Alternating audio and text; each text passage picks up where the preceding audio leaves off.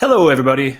Ian Barkin with you again. Welcome back to OneTAKE Live, where we examine the future of work, life, and culture. So great to have you here. Hope you are safe, you're well, you're healthy, you are excited about all of the optimistic news in the world today. We are all now waiting for vaccines. That's exciting, and learning about massively complex logistics and supply chain issues. We are, if you tuned into the last show, we are now heading into the back half of our first 100 shows. This is episode 51. So thank you so much for being with us. If you've been with us along the way, if you haven't, absolutely check out all of the amazing guests and great topics we've covered in the first 50 episodes. And let's get on with this show. So one of the major topics that we find both fascinating, valuable, relevant, and really critical for enterprises and consumers and customers today is this concept of experience and success. And so my next guest is the perfect person to weigh in and share his experiences. So without further ado, I am thrilled to welcome Gabriele, Masili, or G for short, to OneTAKE. G, welcome to the show. Thank you so much, Ian, for having me today. Good morning, good afternoon, good evening, everybody. I love that opening. Good morning, good afternoon, good evening. Indeed. So thank you. You are, let's see, it is, what time is it? It is still morning for you, correct? You're in Seattle. 10:15 in the morning. 10:15 in the morning.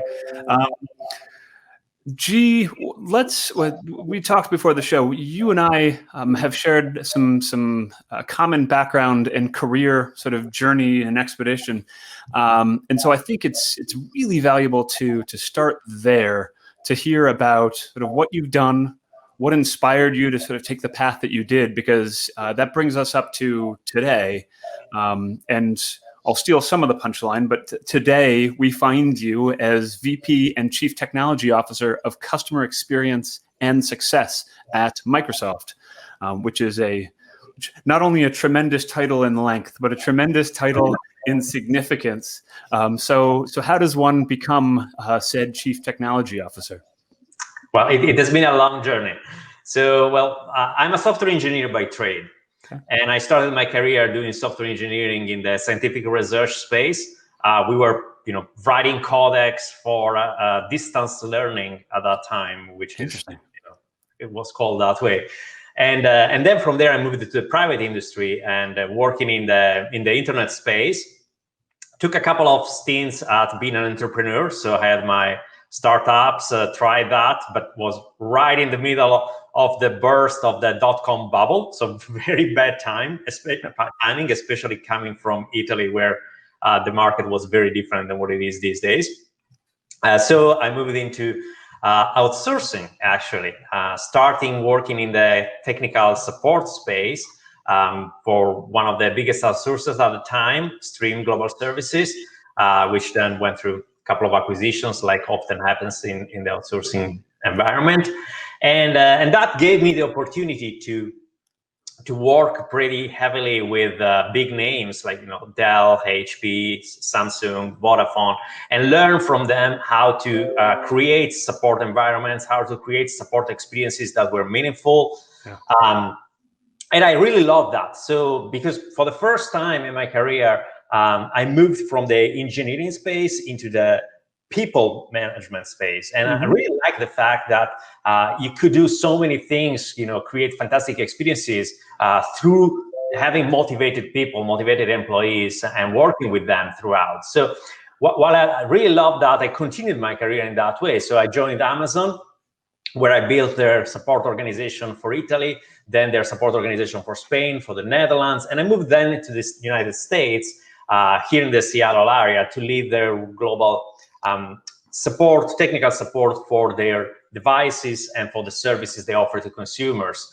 And in that space, I found a way to combine back my two passions. So I led a pretty large people organization. I had 10,000 people across the globe, 30 languages, 36 locations. And but in the meanwhile, I had also the technology piece. So I had software engineers, data scientists, product managers, data analysts, and everybody else that would create that digital experience for customers. And I found that when you combine those two things together is when you actually can delight the customers in a different way. And more recently, 3 years ago, I joined Microsoft, where I started in a delivery role and then quickly moved into my chief technology officer role. So that has been my path. And I really love what I'm doing because, again, combines the people with the technology, which is the best solution.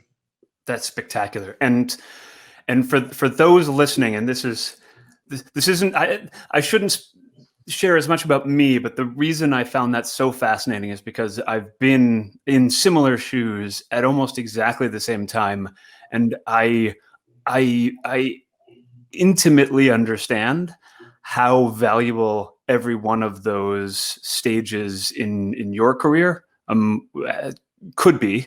I know how valuable they were for me on a few levels. One, I've been an entrepreneur and I've started things, so I know the anguish and the passion and the stress. I lost a job because of the .com bubble that blew up. So exactly the same time. I always joke that I was at a consultancy, and the company went out of business, and I lost my job. But I did meet my wife there, so that was the so that's what I took away from that experience. But it was also helping enterprises transform. Outsourcing, as you said, Stream was a major player, then was acquired by another major player, and so exposes you, as you said, when you move from engineering or schematics or plans for what good would look like or what services could be to actually building the teams, actually creating that capability. That was a seminal moment in my career. Just to figure out that you're actually building something and how to do so, and then how to do it well. And then Amazon and Microsoft. I mean, you need say no more than those names for people to understand the impact and the role that they've played in innovating so much of our lives. Okay, so that's me fawning over your history and getting so excited about all the experience you have. Before we get into discussing the bigger concepts of creating great experiences and enabling great teams, we talked about this. I've got sort of a definition phase of this discussion where you help me and the listeners to level set as far as what do you mean when you say certain things. And so the first one is a question I like to call, what the heck is digital transformation? Because everybody seems to have their own definition of it, and you are well placed to have a very informed definition. So G, what's your definition of digital transformation? To me, it's a great question. First of all, I love the fact that you opened this way. So digital transformation to me means whenever you can use technology to make the life of people better. Okay. And when that happens, it can happen across multiple dimensions. I mean, in the enterprise space, it can mean that you are revolutionizing the way you operate internally and you make the life of your employees better. A consumer space, it may mean that you have better services offering to customers so you can make their life better, and so on and so forth. But the underlying theme to me is using technology to make the life of somebody better. That's what I will call digital transformation. Funny enough, when I joined Microsoft a few years back, I got that question asked. And my answer at that time was, I'm not really that sure what is digital transformation today, because it means so many different things for anybody in the industry. Yes. And then I refined my understanding and knowledge through the last few years, and I brought it back to the essential, basically, technology and people. That's brilliant. Well,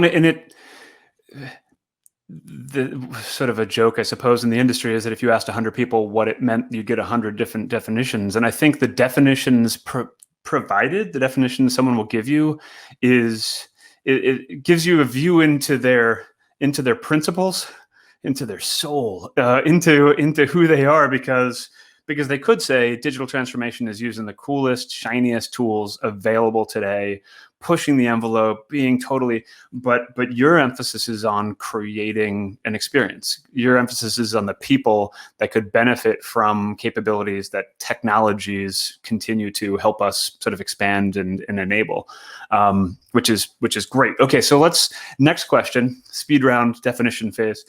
What does artificial intelligence mean to you? well, this is somehow easier. Artificial intelligence is having the use of technology to solve problems that were normally solved only by humans. Okay. And I use that word purposefully. I say humans because I think the artificial intelligence component creates the need to have a human counterpart. And that human counterpart is what I call having somebody that can actually do different work thanks to the artificial intelligence element. So those two things have to come together, which again, to your point about my emphasis, yeah, artificial intelligence can happen on its own, but the reality is that it works in the best way only if it augments human ingenuity. That's when I see artificial intelligence at its best. Love it. Augments human ingenuity. I again, back to the sort of the BPO stage of our careers. I remember solutioning BPO sort of solutions and having to figure out what language do they need to speak, which time zones do they need to be in, and what service levels do you need. And then this automation concept was introduced, and we had to figure out how do you solution with robots in the equation. And that's the first time I remember distinctly using the word human, because we never had to distinguish that the delivery mechanism was human. It was, of course, it was human. It was just, where are the humans? And it was that moment that I distinctly remember. This is going to be confusing, and this is game changing. And so to see the evolution from just humans being emulated for the sake of almost replacing them to humans being supercharged for the sake of augmenting them. And that's what's so exciting about your definition of AI and about digital transformation. Okay, two more in the definition phase. One of them is you, and I'll sort of jump ahead a bit, but sort of set us up for that later discussion. You talk a lot about an end-to-end customer support experience. What's end-to-end? What is an end-to-end customer support experience, or a customer journey, if you will? Well, it starts, if we're talking about the support journey specifically, yeah. I think it starts very much at the beginning of the touch a customer may have with your company. Okay. So most of the times, actually, when I hear support, it's considered post-sales transactional support. Yes. So reactive post-sales support, which I think is very, very limiting in the end. So when I look at the end-to-end journey, it starts the first time the customer hears something about your company and decides to get in touch with them. Yeah. Discovery phase, as an example, pre-sales, that is still support because they need knowledge, they need information, they need the ability to understand what your company may offer to them. Then throughout the sales phase, and then post-sales clearly is where support gets more prominent, if you want, because at that point is what makes or breaks an experience for the customer. So if the customer fails to get help they need, if anything goes wrong, they're going to leave. They're going to go somewhere else. But if you can solve the problems for them, then or prevent the problem even better, then their life will continue easily. And then I think support fades into what we call customer success, which is enabling the customers to do more and more with whatever they have, the services they acquire, the software they bought, the hardware they have, whatever they have available. And if you can help them to get the most out of it, then you're doing a good job in enabling their success. Brilliant. All of those phases are part of the customer support journey, in my opinion, and they belong very well into the focus and attention that the support professionals should have. Okay, beautiful. You've answered a few follow-on question I was going to have around. I mean, your title speaks to customer experience and success, and effectively what you just laid out there is you earn the right to create that success if the experience gets it right, and then they stick around, and then you're enabling them to continue to sort of grow with you and get greater degrees of success from the relationship, from the product, from the service. Okay, last question, which is also new in my roster, but I saw you say this, and I've seen a lot of people say this. We talk a lot about acceleration now. The last 9 months of our lives has been interesting. It has demanded that technology rise to a level of impact that perhaps we knew was coming somewhere in a trajectory, but had to get here faster. And so people say we've accelerated. Your CEO has made this comment famously about how over the last few months we have leapfrogged what would have been years. So what's G's X months and Y years ratio that you think we've really accelerated? This is a tough one because it really depends on which industry you are in, whatever you are doing at this point in the history of your company. This is spoken like a true consultant. You can tell you were a consultant at one point, and you're like, it depends. Okay, continue. Yeah, I mean, if I were to average that to provide a single answer, I would say that most likely is years within months. That's for sure. What I've seen is probably 3, 4, 5, even 5 years accelerating within months. Yep. No, I agree. And do you think there'll be a pendulum swing? Do you think hopefully we'll be back in physical proximity to one another a little bit more often because we're a social animal, and I think that in some cases is both helpful for productivity, but also a nice feature for experiences and success. But there are other things I think that may stick with us. I've been asking myself this same question. So is it gonna swing back? I don't think it will. I mean, it will a little bit maybe, but certainly not the way back. Right. I don't see some of the transformation that happened over the last few months being reversible. Right. It has been an acceleration and will continue that trajectory. There may be a little bit of bounce back, but it's going to be almost irrelevant, I think, in the big scheme of things. Yeah. We really each months of worth of work within weeks at certain places, and some companies survived through that because they already had a certain good foundation, or because they relied on partners that could help them to that transition. Right. Some others have been now damaged by that acceleration because they've been stretched too thin. It will take time to recover some of that, but I don't think we're going to be anywhere back where we were before. Sure. No, I agree. I think that's fair.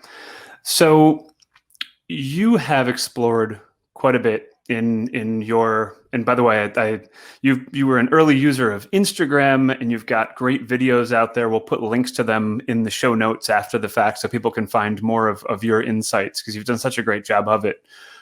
So much so that I'm jealous, and I aspire to do as well. You have one LinkedIn shows, so you're doing way better. Oh, stop. You have one LinkedIn blog actually that has bullet point concepts that then end with a link to videos for each bullet point, and I think that is genius. And I'm totally copying you and doing one like that very soon. So stay tuned. I have to just figure out what I'm going to write. You speak a lot about how enterprises should adopt new technologies, and emphasize this idea that there are always stakeholders, and you need to convince them that some sort of risk needs to be taken, and progress needs to be sort of experimented with. You're a strong proponent of doing it in a way that helps bring along all of these stakeholders. So tell us a little bit about your philosophy towards how enterprises should experiment and adopt new technologies and capabilities. Experimentation, to your point, is absolutely vital. If you can't create an environment where experimentation is possible, yeah, I think it's a recipe for failure. There is no other way around it, especially in the world of today when digital transformation becomes so prominent and so fast and so dynamic. You don't have the luxury to spend months or years to deploy something. You need to do that in days. And the only way to do that is create an environment where you have sandboxes when you can do experiments. As an example, in my team, we often use the A/B experimentation. We have what we call flights, where basically we can give one treatment to a portion of our customers and a different treatment to another portion of our customers. And then we measure the results and we compare and contrast. We see which one is working better. Yeah. The one that is working well, we double down on it. The one that is not working well, we either do another iteration to see if it can be fixed, or we simply let it go. That's another important thing. I mean, don't be afraid to let go of the things that are not working so that you can refocus your attention on the things that are working properly.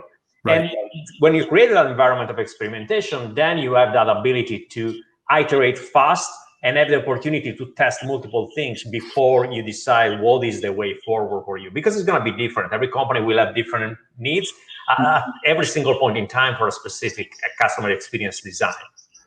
And I would imagine every company, and this is easier. I'm going back to your depends answer with industries and specific companies, because some companies have a culture and an existing level of flexibility to allow that sort of experimentation, and some may not have had that in the past. And so you're pushing. You have to push harder to convince people that failure is okay, or that it's not called failure, but it's just iteration and continuous learning that you build upon. And you spend a lot of time speaking as an expert on forums and in industries. Is that an element you focus on? Is how do you break past sometimes the fear of failure barrier to experimentation? It is. I mean, it depends what we are talking about, again, because if you're talking about companies that were born in the cloud, that were born in the digital space, right. They are much more prone to experimentation and to appreciate the importance of learning from the failures. Yeah.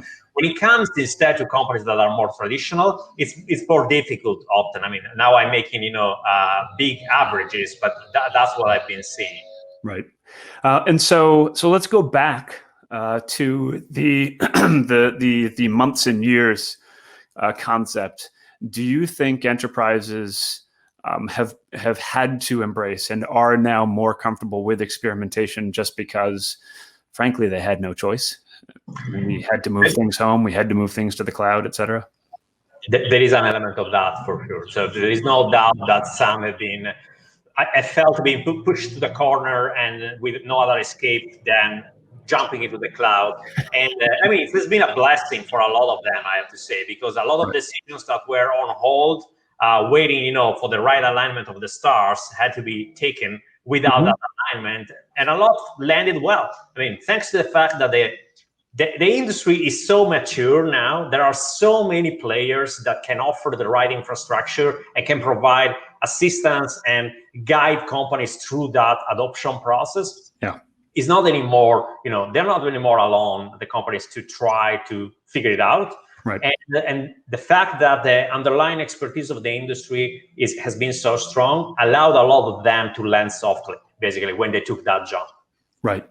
No, and I'm glad you brought us back there, because you talked about how enterprises have survived in some cases because of partnerships that they have and the assistance from those partners. I imagine you're called on quite often, and have been. You've been very busy, I would expect, over the last 9 months, as people have tapped to you, both because you're Microsoft, but because you're you, and you have this experience and focus on experience and success. Do you have any examples of where you've been brought into those brainstorms and discussions? It happens very frequently, I have to say. We are lucky enough that the customers look forward to have conversations with us, and with us, my teams, not only with the part of the company that sells solutions, or the part of the company that sells software, but also the part of the company that is actually a showcase of what can be done. I mean, if I talk with companies that are implementing support solutions, I can share the experiences we are having with our own support methodologies, and that's what we do all the time. Great. I guess if you had to, what are your key pointers? What are your top bullet points as people say, gee, help? As you said, you're a showcase. What is it I should do first to aspire to become something similar to the showcase you have? It goes down to 4 steps. 4 steps. The first one is making sure that you have the opportunity to start small. Don't wait. Don't try to figure everything out. Don't try to boil the ocean. Just identify 1 or 2 small opportunities that can be attacked in an agile manner, and then go after them. And then it goes to the experimentation we were discussing before. Once you have those 2 opportunities, be scrappy. Just try something and see if it works. If you can try 2 treatments at the same time so you can compare, it's even better. If you don't have the underlying technology to do that, try one and then ramp it down and try the week after. It's still going to be good enough to give you an idea of what is working and not working. Then measure and iterate on that. Throw away the things that are not working and double down on the things that are indeed working. Yep. And once all those things are happening, my key recommendation is reinvest. So especially in the support organization, there is this tendency that every dollar you can save out of the support cost, because most of the company's support is a cost center, so there is no revenue associated with it. Every dollar you can save from those is given back to the company. I think it's very important that you retain a portion of that to reinvest in further research, in further experimentation, so you can create a virtual flywheel that can accelerate over time. And when that happens, then that enables you to do more experimentation, more discovery, and create digital transformed experiences in the right way. And the last step of all of this is whatever you build, just make sure that you are combining the best of human ingenuity and artificial intelligence, because without artificial intelligence these days, there is not much that can be done successfully in a transformation space. And without relying on the human ingenuity, it's extremely expensive and ineffective to just work on machine-driven solutions, in my experience. The humans still have this amazing ability to be extremely flexible. So while you can solve at scale 80% of the problems using technology, and it's relatively easy, when you get into the long tail of that, it's incredibly expensive, while using human ingenuity allows that flexibility without having to invest for millions and millions of dollars of technology. Bam. That's the quote. Start small, be scrappy, reinvest, and then focus on human ingenuity plus AI is spectacular advice, and I completely agree. So let's. I want to talk about measurement for a moment, because you did say measure and iterate, and keen to know, I guess, on several different categories, sort of where your thoughts are as far as measuring good now.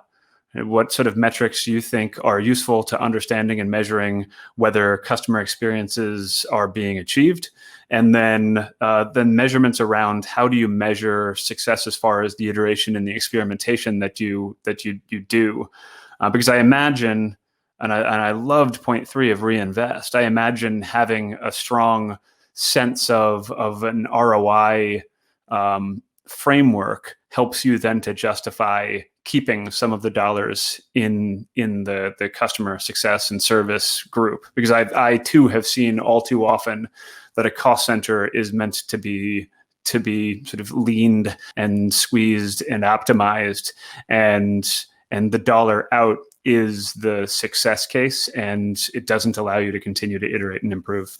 So sorry. So that was me asking a lot of questions all at once. I will go back and ask the first one again, which is, how do you measure success in creating customer experience and success? What are the metrics that you think are useful?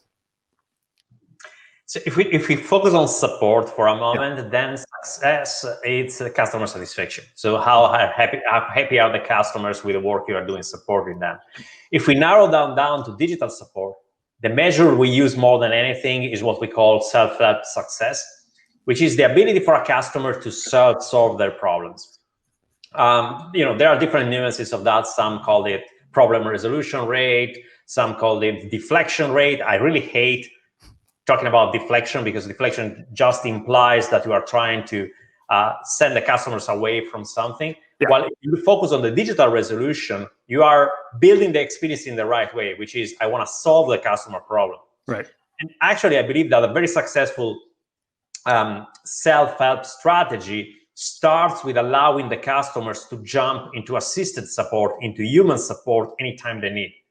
Because then again, you can focus technology on churning the scale, churning the transactions that are no added value for the customers and for your support professionals. Right. And you can focus the support professionals on doing what they do best, which is adding value to the customer.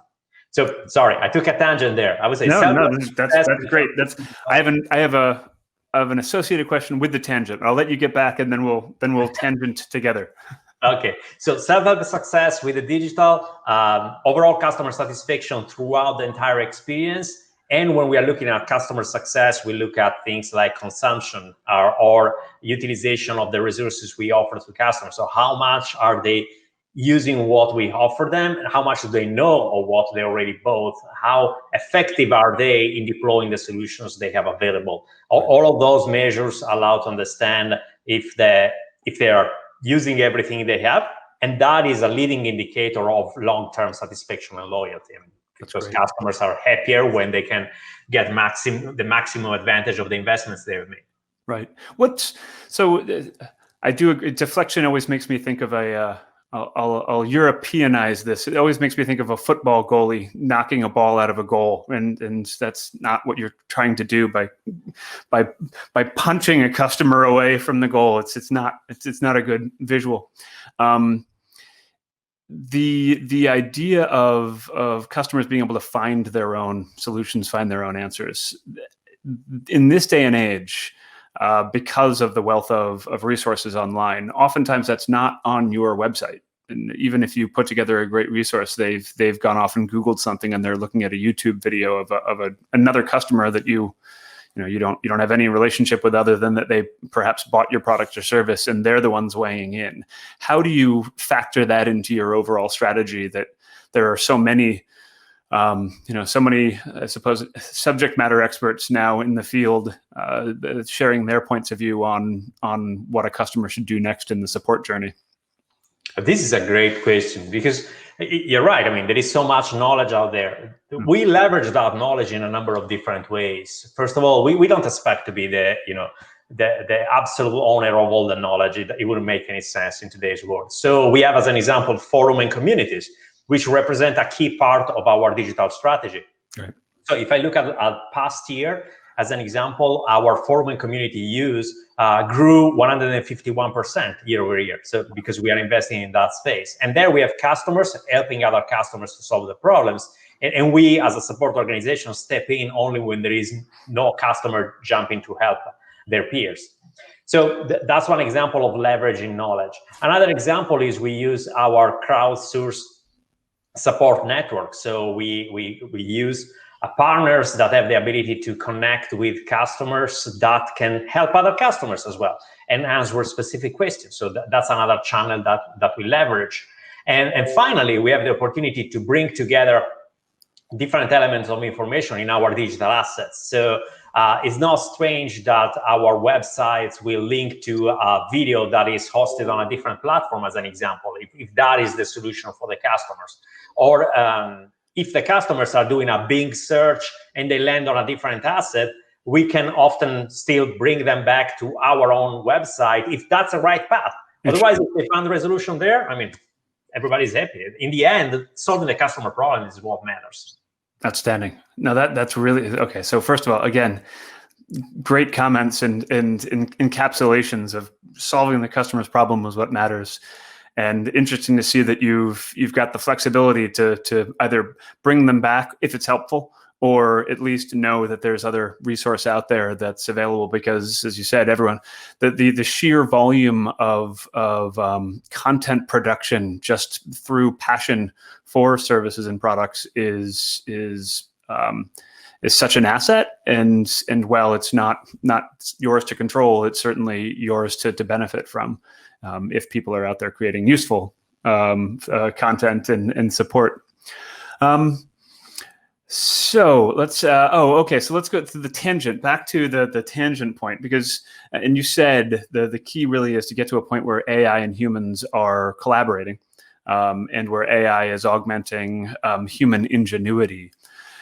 Do you see a requirement for enterprises, for you, for me, to take a look at the human capabilities we have in the teams today and map that sort of trajectory, that evolution, to equip people to be prepared to be that the carbon twin to the digital twin that is now being leveraged across service organizations around the planet? That's a timely question, because yesterday we were talking about our knowledge management roadmap and our training and routing roadmaps when it comes to technology. Yeah. So the way we do it, we identify what are the skills. So we have a skill inventory, which is basically mapping the skills of our support professionals, so we know what they are ready to support on and what are the things that they need training on. Brilliant. And it's connected to our training system. So whenever you train somebody, that person, after a little while during the training, they can earn the badge to be able to support that topic, as an example. And over time, you need to refresh and all the traditional things you would expect from a training standpoint. But the beauty of it is that then, when we have an incoming customer contact, that the customer is asking for help, then we can route that customer to the best possible agent, identifying the skill, the match between the customer need and the skill that the support professional has in that point in time. One interesting nuance here is that when the interaction is starting in the digital space, so let's say to a virtual support agent, we call it Power Virtual Agent, is our advanced artificial intelligence conversational bot. Sure. So what happens there is that we know what the customers are talking about, and the bot proactively will say things like, oh, I see you reached a point where it's probably better if I hand you over to one of our experts. Would you like to do so? And all the information that has been acquired during that first part of the conversation is handed over to the expert, and it's used to identify the right expert. So customer friction is minimized. The customer don't have to repeat themselves, and the expert jumps into the conversation already knowing whatever has been said before, and whatever worked and it didn't work as well. So they can, step in hot and solve the customer problem right there, rather than wasting time going around. Beautiful. That reminds me, speaking of humans, we only have like 7 minutes left in the hour, but I would be remiss if I didn't thank the humans who have joined this live stream. So I will take a moment to do so. Thank you, humans. Thank you to Matt Sullivan, to Rachel Boger, to Jacek Lasota, Mary Ridgway, AJ Hanna, Dave Reichman, Victor Van Baal, hello from Amsterdam, Shay from Boston, Mr. Rockwell from Philadelphia, hello, Steve. Maria Atkinson, Dr. Scott Davies from Tampa. We've had a great turnout. Thank you so much, everybody who's joined us. If you're still with us, if you're still listening. That idea of understanding the skills that have made our team successful up till now, understanding the skill adjacencies, and then the paths on which to set those people off on as far as developing new skills, I think is just so tremendously interesting and dictated by the two things. One is dictated by the capabilities of the technology we have available. So as you mentioned, you've got intelligent bots that are listening and interpreting and then making their own call based on machine learning and algorithm that now is the best time for me to hand off. And because either I'm sensing frustration or it's getting too complex, et cetera. So that's one element of it. The other is the customer element. And as you said, it's everything we do to make the customer's life better and to make their experience better. What's your sense on people's perception of being cared for by automation, by robots of various different forms? Do we like it? Does it frustrate people? Is there a sort of a model that that certain demographics hate it and others yearn for it? Let me start with what surprised me. 2.5 years ago, we started using at scale our conversational AI, so the Power Virtual Agent. And at the very beginning, it was pretty rough. I mean, we were starting, it was an experiment. So we clearly stated that. So we were very transparent. The first sentence the virtual agent will say was, I'm your virtual agent. I'm still in training. If you still want to continue talking with me, go ahead. Otherwise, I can put you in touch with somebody right now. Interesting. Very upfront. And I was shocked to see that 80+% of customers were actually choosing to continue. So, and at that time, I have to say, it wasn't that great. I mean, we were solving very few problems using the virtual agent. Right now, we are in a completely different space. So we have resolution rates that are above 35% on the total corpus of information that we have. And we are over 50% when it comes to our top 20% of the traffic. So we are very effective now solving the problems to the virtual agent. But the customers were not scared by that prototyping element. They were willing to help us to improve the virtual agent. So they helped us. That's a very important thing that surprised me, if you want, back in the days. What we found today is that it's very much down to personal preference. We have enterprise customers that love the conversational element. We have enterprise customers that prefer to use a search-based interface. So we offer both so that the customer can choose whatever they prefer. In the consumer space, similar. We have the search ability and we have the conversational AI ability. And some customers prefer one versus the next. So I think in the end, the answer is you need to offer flexibility to customers much more than try to choose on their behalf. That's the best receipt that we have seen. No, that's a great. I'm fascinated by the the expanding complexity of options, and while technology happens quickly, as you said, the sort of enterprise-grade, robust technology takes a little while, and I think customers are adapting to a point where they just know. I'm either going to ask a smart cylinder on a desk to answer a question, or I'm fine chatting because it just matches my my multitasking at the moment. I'd rather just chat with someone, or I want to speak to a human right now. And hopefully phone lines are such that the wait isn't so long that they have to wait. Okay. Want to wrap up the last few minutes of our time together. And thank you so much. This has been fascinating. You, as we talked about, prior to joining Microsoft, you were at Amazon. And we'd mentioned before the call, what I saw start to happen about 10, 12 years ago was that every industry wanted to create an Amazon level of experience for their customers. Didn't matter what industry they were in. And the one that I saw was in supply chain and logistics. It wasn't a B2C, but all of a sudden that the bar was raised so high to the level of visibility and quality and customer care. Do you see certain, is it Amazon, is it Microsoft? Do you see certain bellwethers and bars in the market today that have set that sort of goal for everyone that everyone else is trying to aspire to? Yes, I mean, there are several benchmarks in the industry for sure. The beauty of it is that, well, two things I've seen over the last few years is those benchmarks are aligning more and more. So we are seeing less difference between the top performers. And I think that's very important because it means that the industry is raising. And so all the customers will benefit from that. They're already benefiting from it. Right. And the second is, to your point, we are learning from different spaces. We are learning from different industries. A few years ago, I would never have thought to put up chatbot in front of an enterprise customer, as an example. Right. That's something for consumers. And today is completely different. Actually, enterprise customers love it, and vice versa. So there is so much that everybody's learning from the different spaces and adopting.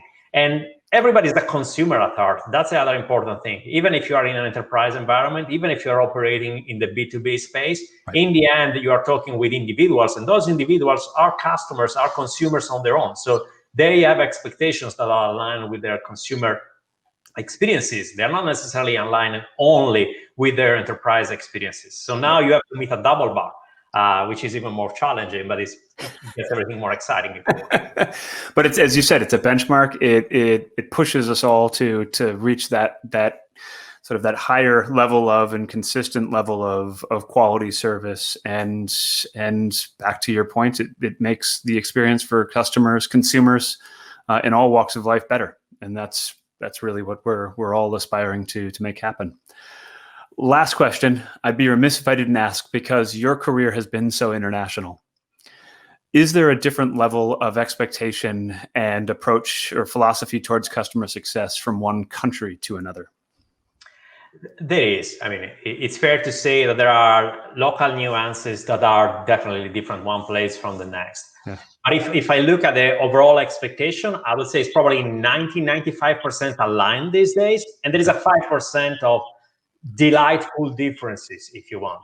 But you can be very successful if you just satisfy the 95% that is common across the industry, regardless of what geography you are serving and what locale you are working within. Because all customers are now getting used to global benchmark when it comes to quality, when it comes to the services they receive, etc. So in the end, if you provide a good experience, it's going to be successful across the world. And on the other side of the spectrum, I mean, if you customize the experience too much, you may make one of your customers happy, but you're not going to satisfy everybody else. So my recommendation is always create a very strong foundation where you can make 80-90% of customers happy, and then create local personalization to delight those customers that want something very specific. And so that works well when you combine the two. Delightful differences. I don't think we can top that. So we have to end the show on delightful differences as a concept. G, thank you so much for your time and for your insight and for sharing your experiences with us. It's been a delight for me. I absolutely know that the guests got as much or more from it. So thank you. And to all the listeners of OneTAKE Live out there, thank you so much. I hope everyone is well and safe and healthy, and have a healthy, happy holiday season. And with that, we'll wrap up another episode of OneTAKE. Thank you, G, very much. Thanks for having me.